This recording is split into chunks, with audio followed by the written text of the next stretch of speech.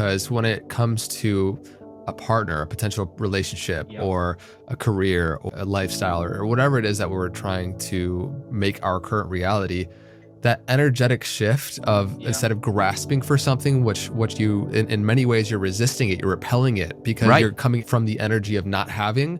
Once you say I want something, you're acknowledging that you don't have it. Versus coming kind of flipping it on its head like you're speaking to and feeling and thinking and acting in the way of already having it. So yeah, keep unpacking that, decreasing the level of importance. It's really interesting. Yeah, decreasing the level of importance is, I'll tell a little story about this. I remember one time I was learning about the ideas of reality transurfing and understanding, this idea of the space of variations and decreasing importance. I was getting a house that I was going to live in as my own house, and I was on the rental market looking at what was available. Found this one house that I liked. It had I had like blue, like kind of aesthetic feel to the house. It had like Zen decorations, even though the house wasn't going to be furnished. The people that owned it had this very Zen Buddhist kind of vibe, and it just felt like a house I wanted to be in, and I really wanted it.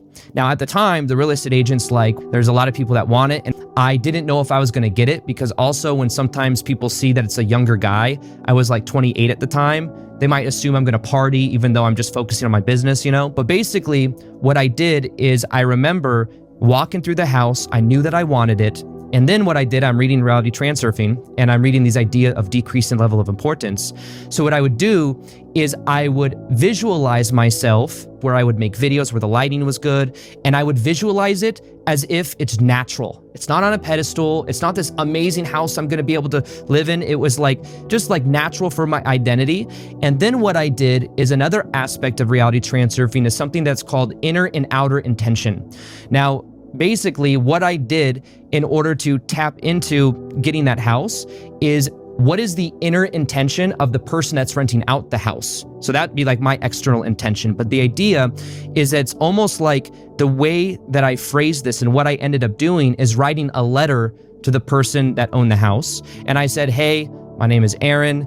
I focused on my business right now. I just want you to know you have a beautiful home. I would love to live in it. I would take great care of it. I'm kind of I just kind of doing my business thing right now. I wouldn't be having parties and stuff, and kind of like expressed how the beautiful Zen Buddhist vibes I like and stuff. But basically that was also a concept from the book. Sent in that letter, visualized it as if it was natural for me to be living in that house. And then a week later, found out that I got the house. And it was kind of a cool moment because there was competition for this house. There were like 4 or 5 other applications on it when I put down my request for it. But it was a process of me tapping into decreasing the level of importance and seeing it as natural.